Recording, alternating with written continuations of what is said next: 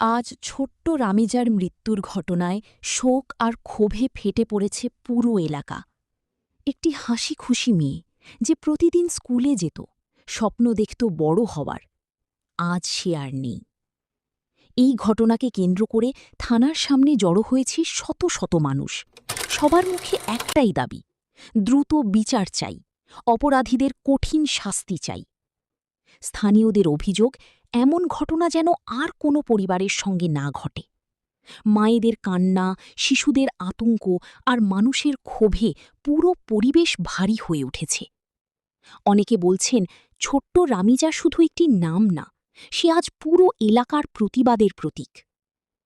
Police জানিয়েছে ঘটনার তদন্ত চলছে এবং দোষীদের আইনের আওতায় আনা হবে। তবে সাধারণ মানুষের প্রশ্ন, এরকম ঘটনা যেন আর কারো না ঘটে। সর্বশেষে বলি, বিচার